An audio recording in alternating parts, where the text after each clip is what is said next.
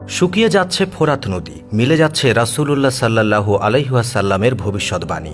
অচিরেই ফোরাত থেকে বের হবে বিশাল এক স্বর্ণের পাহাড়। আল্লাহ রাসূল সাল্লাল্লাহু আলাইহি ওয়াসাল্লামের বুখারী মুসলিম দুটি হাদিস যারা বিশেষজ্ঞ রয়েছেন তারা পর্যন্ত মিলিয়ে নিচ্ছেন যে ইসলামের নবী সাল্লাল্লাহু আলাইহি ওয়াসাল্লামের কথা কিভাবে মিলে যাচ্ছে।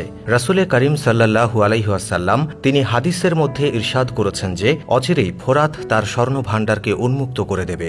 আল্লাহু আকবার। আল্লাহর হাবিব বলছেন, তোমাদের মধ্যে তখন যে ব্যক্তি বেঁচে থাকবে সে যেন এই স্বর্ণ থেকে কোনো কিছুই গ্রহণ না করে। আজ থেকে ১৫০০ বছর আগে আরও বলা হয়েছে, যারা ইমানদার মুসলিম তারা যেন লোভ না করে স্বর্ণের ভাণ্ডার যখন বেরিয়ে আসবে, এবং আজকে তাই ঘটেছে। রাসূলে করিম সাল্লাল্লাহু আলাইহি ওয়াসাল্লাম তিনি বলেছেন, ততদিন পর্যন্ত কেয়ামত হবে না যতদিন পর্যন্ত এই ফোরাত স্বর্ণের ভাণ্ডারকে খুলে দেবে না, অর্থাৎ ফোরাত নদী থেকে ভেসে উঠবে এক স্বর্ণের পাহাড়। আল্লাহর রাসূল সাল্লাল্লাহু আলাইহি ওয়াসাল্লাম তিনি বলেছেন, এই স্বর্ণের পাহাড়কে দখল করার জন্য এক বিশাল যুদ্ধ বেঁধে যাবে, যে যুদ্ধে ১০০ জনের মধ্যে প্রত্যেক ৯৯ জন নিহত হবে, একজন মাত্র ব্যক্তি বেঁচে থাকবে। বেঁচে থাকা লোকটা ভাববে মনে হয় আমি একাই বেঁচে আছি, অথবা যারা মারা যাবে, বাজার দখল করতে যাবে, তারা ভাববে হয়তো আমি বেঁচে থাকতাম।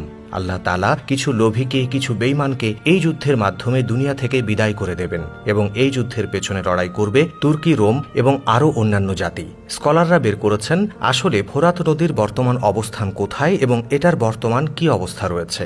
আপনি শুনে আশ্চর্য হয়ে যাবেন। এটার উৎপত্তিস্থল তুরস্ক থেকে শুরু হয়েছে, সিরিয়ার উপর দিয়ে গিয়ে ইরাকের দোসরা নদীতে গিয়ে শেষ হয়েছে। আর এই নদীর ৯০% পানির উৎস হল তুরস্কের কারাসু একসুরাত রিভার। এই দুই নদী থেকে ৯০% পানি ফোরাত নদীতে যোগ হয়। এটার আরও একটা ইংরেজি নাম ইউফ্রেটিস। ব্রিটিশ ইংরেজিতে একে এই নামেই ডাকা হয়। বর্তমানে তুরস্ক, সিরিয়া এবং ইরাকের রাজনৈতিক অবস্থা কিন্তু অস্থিতিশীল অবস্থায় রয়েছে, তেমন সুবিধাজনক নয়। বর্তমানে এই তিনটি দেশই পানির অংশকে আটকে রাখার জন্য সুবিধা ফায়দা নেয়ার জন্য সর্বমোট ১২টি বাঁধ নির্মাণ করেছে, যা নির্মাণ করা হয়েছে ১৯৯৯ সালের পর থেকে।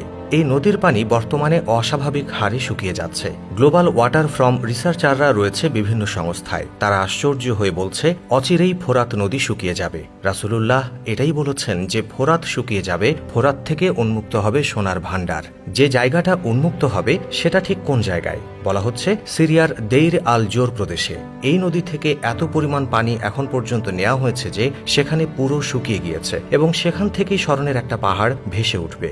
আল্লাহর হাবিব সতর্ক বার্তা দিয়েছেন আমাদের জন্য, তোমরা যারা বেঁচে থাকবা, তোমরা যারা সেখানে থাকবে, কেউ এটা গ্রহণ করতে যাবে না। প্রতি ১০০ জনে ৯৯ জন শেষ হয়ে যাবে। তখন এই স্বর্ণের ভাণ্ডার যখন উন্মুক্ত হবে, তখন চতুর্দিক থেকে মানুষ তাকে দখল করতে আসবে। আসলে স্বর্ণের ভাণ্ডারের মালিক কেউ হতে পারবে না। এটা কেয়ামতের আলামত, আর এটা ঘটতে যাচ্ছে। এটাতে ইসলামের সত্যতা মিলে যাচ্ছে। মহান আল্লাহ তাআলা আমাদের সবাইকে লোভ, লালসা, অহংকার, হিংসা, বিভিন্ন কামনা বাসনা থেকে আমাদের নফসকে পরিশুদ্ধ রাখার তৌফিক দিন।